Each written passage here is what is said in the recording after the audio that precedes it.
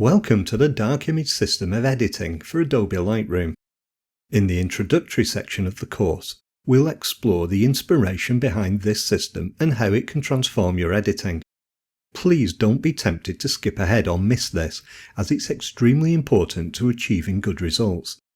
You may be surprised to learn that the system's inspiration comes from the works of renowned artists rather than photographers. But these aren't modern names like Hooper and Hockney or even Banksy. These are from much further back. To understand the Dark Image System, we'll start with the biggest influence, which is the Baroque school of painting. It's the masterpieces of Caravaggio and Rembrandt that helped to influence the Dark Image System. One of Rembrandt's works, The Storm on the Sea of Galilee, beautifully illustrates the characteristics we want to replicate. Here we see strong side lighting, and the painting conveys a powerful sense of depth, colour and emotion. You can almost feel the struggle of the people on the boat as they battle with the storm. This technique we need to model in our photo editing is called chiaroscuro, which was developed by the painter Caravaggio, and I struggle to pronounce. It's characterised by the striking contrast of light and dark, which emphasises intricate details to capture and hold our attention. Let's take a moment to analyse one of Caravaggio's paintings, The Taking of Christ from 1602. Here we see bright lighting illuminating the faces of the figures, allowing us to see their expressions clearly. At the same time, we also see hand gestures emphasised in the same way. What the artist is doing here is using light to highlight the most important elements of the scene. Meanwhile, the rest of the painting remains shrouded in darkness, but still offers glimpses of hidden details. These are the techniques that we want to adopt in our photo editing. We will seek to highlight the most important areas of the photo with light, but placing the rest of the image in deep shadow. Applying the system to a landscape photo, we can emphasize essential elements that create a sense of light and depth.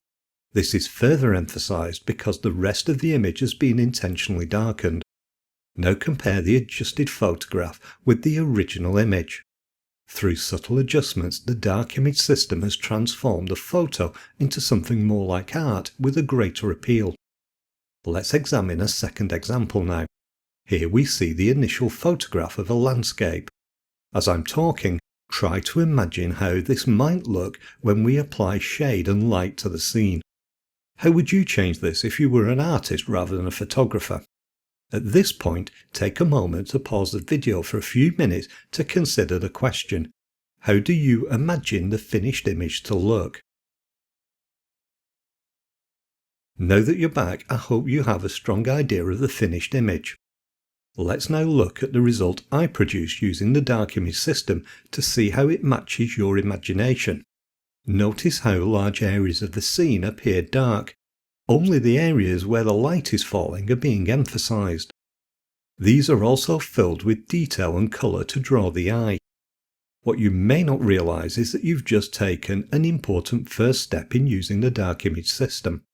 That is, considering how photographs can be transformed by reimagining them in the style of a painter like Caravaggio.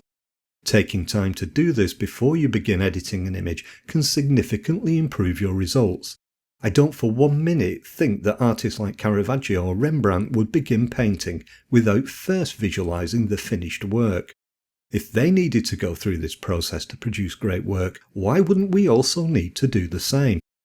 Now let's take a moment to look at an example from the Hudson River School of Painting.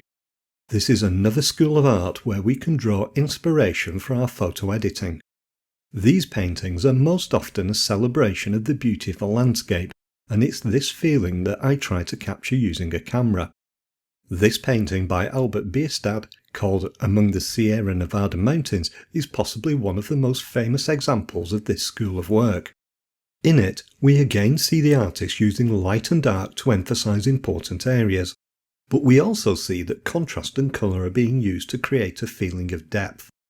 Notice how the nearest subjects have a strong contrast, while more distant objects have less.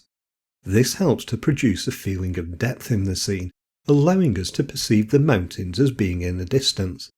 Colour too is used to emphasise depth, with cooler tones being used for distant objects and warmer colours in the foreground. These are also techniques that we can transfer to our photography and photo editing. Keep these different techniques in mind as you imagine how the finished image should appear and how to edit it. Now we are ready to look at creating the dark base image that typifies the paintings of Caravaggio.